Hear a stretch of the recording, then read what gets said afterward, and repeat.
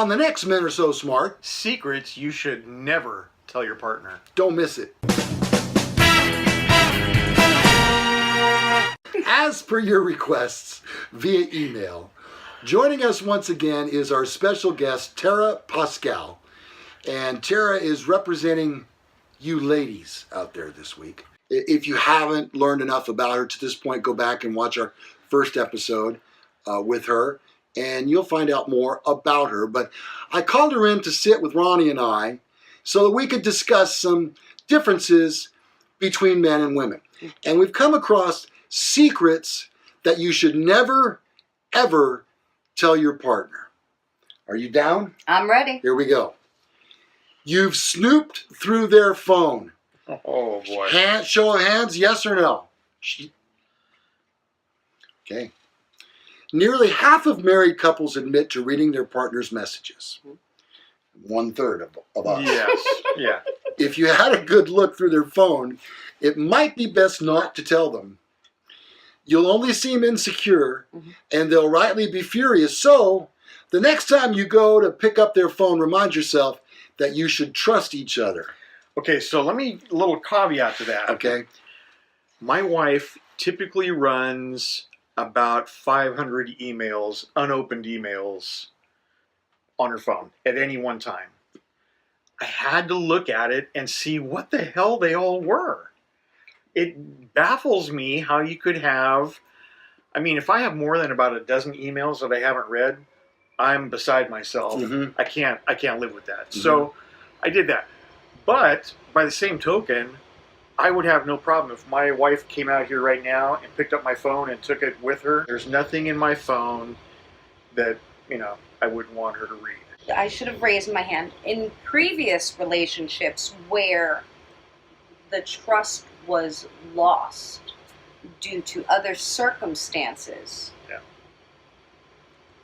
there have been times where I've reached for the phone to see, are there any messages? Are there any hidden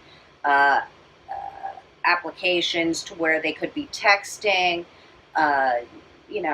Stuff like Phone that. numbers. But the trust was already gone at that point to where I felt the need. Is he doing something wrong? Can I figure it out? But you're absolutely right. If there's no trust in the relationship, what's the point? You're just going to drive yourself crazy. Yeah. You're going to drive the other person crazy. And by the time everything's said and done, there's so much resentment that you might as well just walk away. Yeah. Just walk away. You're probably beyond that point, actually. Yeah.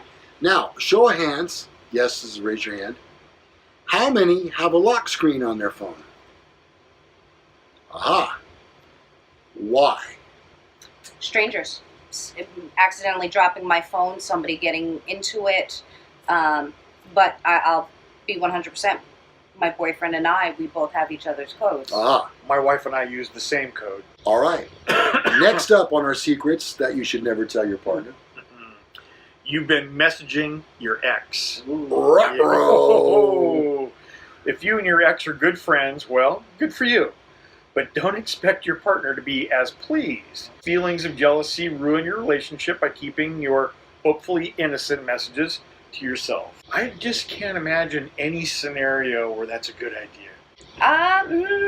I've actually, with a good percentage of my exes, have ended the relationship on somewhat good terms and have been friends with them. So, I mean, every once in a while, I'll get a text. Hey, how you doing? Hope things are good. What have you been up to? Are you seeing anybody? That's innocent. But Yeah. I'll be honest. I mean, like, I've got one that's 3,000 miles away. Oh. So there's no way of, getting back together. Right, but now that I'm back in California, I do have a few more exes here. I haven't spoken to any of them recently, but if they did, I'd have no problem saying, to my significant other, I got a text today from my ex, and he was saying, asking me how I was. But I'm an open book. I'm very bad at lying, and I'm very bad at keeping secrets. So it's very hard for me. Would you want your significant other to tell you that information? that he's they were. texting an Yeah. ex. If it's innocent, why keep that from the person that you supposedly love? Why keep anything hidden? If there's something like trying to keep that side door open for possibilities in the future, that to me is the reason why you wouldn't say something. You would hide it. Well, I think we call that social media intimacy. I think that's completely different. I've had an ex that had Instagram, Twitter, Facebook, and was secretly messaging other people, but that was to open the door to other possibilities, to cheating, to see if he can get away with stuff like that. Well, it seems to me that when we were younger, like, back when Moses had the tablets. Because we're all ancient now. Well, I've been told I'm ancient, so that means you guys are prehistoric. Yes. I'm just saying. I waited the whole night for that shot. Shots fired. Shots fired. Down. Man down. First volley. Yep. It just seems to me that way back when, it was just a matter of you could communicate with someone from your past only by the phone. Right. And now, with the dawn of social media, you're able to look up people from your past. Right. Yeah. And Facebook is so predominant that almost everybody has it. Right. Yeah. So I guess what I'm saying is there's more temptation to, as you were mentioning, see how that person's doing in their life now that you're not in their life anymore. Right. Yeah. So I don't know. All right, next up. Never mention your best night. What do you mean? Okay, so that one amazing night you'll never forget, the one that makes you weak in the knees and makes your heart skip a beat when you think about it. I thought that was my allergy to peanut butter. It could be. You might want to keep some Benadryl on hand. Okay. But the defining moment in your sexual life, well, your partner doesn't want to hear about that. So just kind of don't mention it. Keep it to yourself. It'll be your special moment, but not a good idea to bring that up with I think that men are guilty of this. I don't know. I don't recall that I've ever done it myself. Maybe I have. But men like to ask women, hey, What's your number? hey, was I the best you ever had? Yeah. And, now that I think about it, I asked a question once to a woman that I didn't know I didn't want to know the answer to. But when she didn't answer it, she didn't have to. Right. The whole story was told. Yeah. You with me? By not answering, she was screaming the answer. Exactly my Yes. point. Yeah. Yes. So Yep. even if it was your best night, you don't need to share that with anybody else. That just goes into the archives. Yeah. All right. Cheating. Ugh. Ruh-roh. Nobody's perfect. Mhm. We all make mistakes, Mhm. even if we don't like to admit it. But if your cheating ways are long behind you, think twice before you talk about it to your partner. That kind of thing will only worry them and plant seeds of doubt that you won't do your relationship any favors. And there's this saying that once a cheater, always a cheater. And if he cheated with you on her, what's to say he won't cheat on you with someone else? Absolutely. Yeah. And you say nobody's perfect. We all make mistakes. That's not a mistake. Cheating is not a mistake. It's a choice. It's not an accident. Yeah, it's not. You're choosing to do that to somebody that you have professed your love to, and have that intimate moment with somebody else. Well, and there's also the saying, the best predictor of future history is past history. So you probably are. However, if you learned your lesson, if it was a very expensive lesson and cost you a very good relationship, then possibly you won't make the same mistake twice. If you lose half your 401k, The house, the car, Yeah. the dog, Yes. the boat. you're probably not making really good decisions. Yeah. Yeah. Now, here's another one I want to talk about. If you and your partner, well, before I say that, let me preface it by saying your search history. Okay, these are secrets that you might want to keep from your partner. Here's the definition. And this is a little, it's your old buddy Sweet Lou, remember? If you and your partner can talk about your taste in porn together, yeah, I said it, well, you're certainly a rare couple.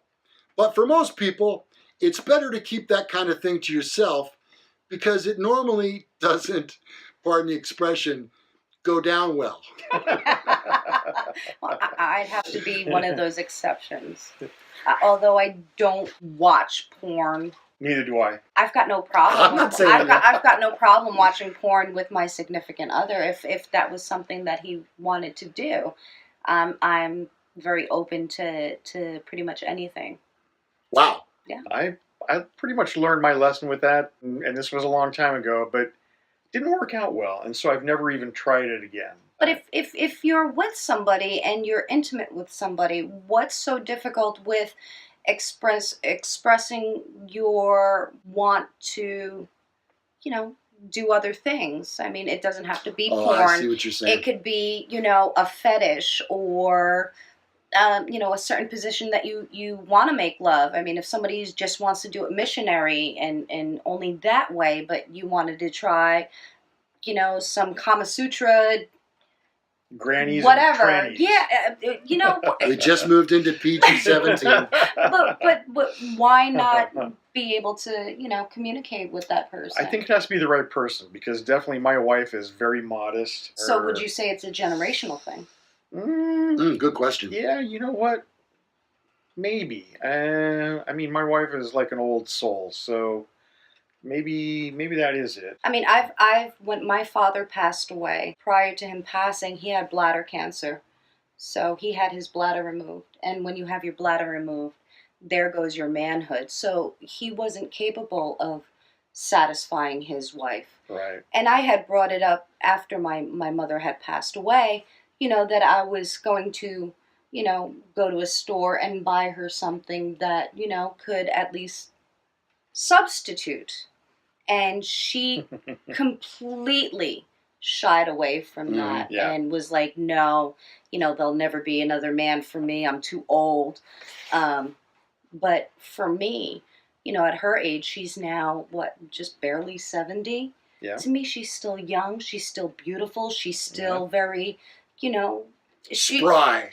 And she should be out there enjoying life and the company of, a man that could do what my father did with her. And it's gross when you talk about your parents like that, because no one wants to think about that, right? And we all do it. But I think it's definitely generational, especially looking at the children now that are even younger than I am. And again, I'm ancient, so and I don't know that you could possibly shock kids these days. No, because anything they want, they can pull up on their phones. Mm-hmm. And they're talking about it, at such an early, young age that, I mean, when I was, I've told this story 1,000,001 times. My daughter was in first grade, so she was, 6, 7? And I went to pick her up, and all the kids had to, form a straight line. And then there was this little boy standing in front, and I was waiting outside the door. He was right in the doorway, and he literally looked me up like a piece of meat and started singing a 50 Cent song to where it went Candy Shop, where you could lick his lollipop. And it's at 7 years old, 6, 7 years old. So and he knew exactly what he was talking about, and I was completely shocked. I think that was like the last time I waited in front of the door for my daughter. Because you think about it, these children are.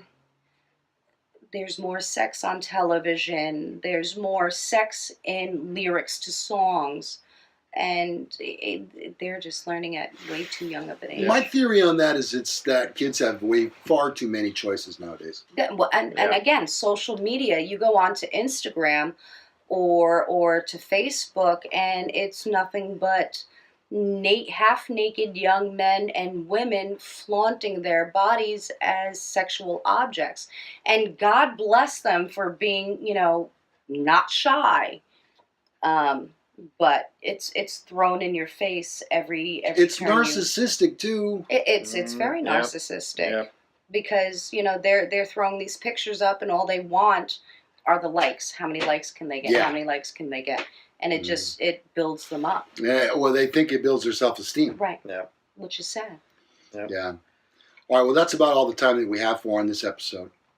We hope that you've enjoyed it. If you have, please feel free to click the thumbs up that you'll see at the bottom of the screen. It looks a little like this. Kind of like that. Yeah. Or is it like this? I can't Well, remember. it depends on which side of the camera you're on. Yeah. Right. 2 thumbs up. Yankees are doing this now. So you'll find all of the information to subscribe to our channel. It's absolutely free, costs you nothing, and you'll get notifications each day when the show comes out at 3 p.m. on YouTube at specific time. You can also find a list of our sponsors below, Trico Welding Supplies and Capital Mobile Brake, and also all of our social media as well.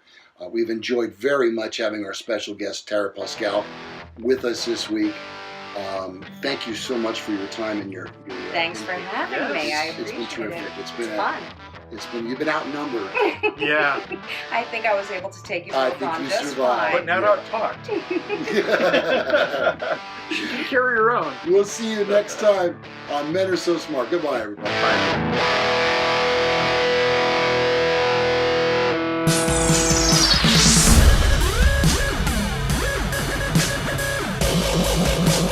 Bye.